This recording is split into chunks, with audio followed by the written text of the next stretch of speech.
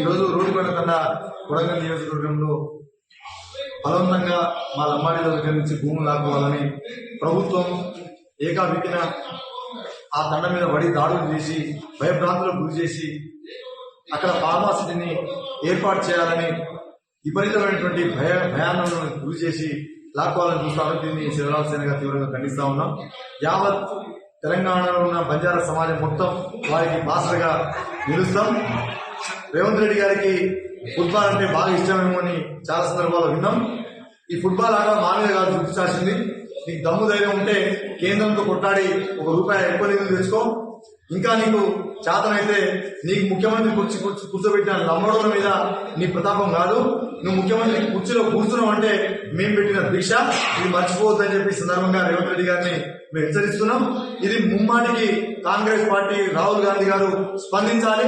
ఏం అమాయకమైనటువంటి లంబాడీలే కనబడరా? లంబాడీల భూములే మీ కంటికి కనబడాయా?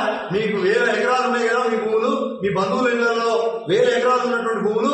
ఆ భూములు ఎందుకు లాక్కోవడానికి మీరు ప్రయత్నం చేయరు? మా అమాయక గిరిజనుల మీద మీరు ఎందుకు పడి దోపిడీ చేద్దామని చూస్తా ఉన్నారు? మా భూములు ఎందుకు గుంజుకోవాలని చూస్తా ఉన్నారు? ఈ సందర్భంగా రాహుల్ గాంధీ స్పష్టం చేయాల్సిన అవసరం ఉన్నది. దీన్ని తీవ్రంగా ఖండిస్తా ఉన్నాం. ఇది మంచి పద్ధతి కూడా కాదు. మిమ్మల్ని భిక్ష ఇచ్చిన మా బంజారా జాతిని అంచాలని, భయప్రాంతులకు గురి చేయాలని, అమాయకులైన లంబడోల గొంతు నొక్కాలని చూస్తే ఖబర్దార్ రేవంత్ రెడ్డి, నీ కుర్చీ శాస్త్రం అనుకోకు, నీ ముఖ్యమంత్రి కుర్చీ శాస్త్రం అనుకోకు.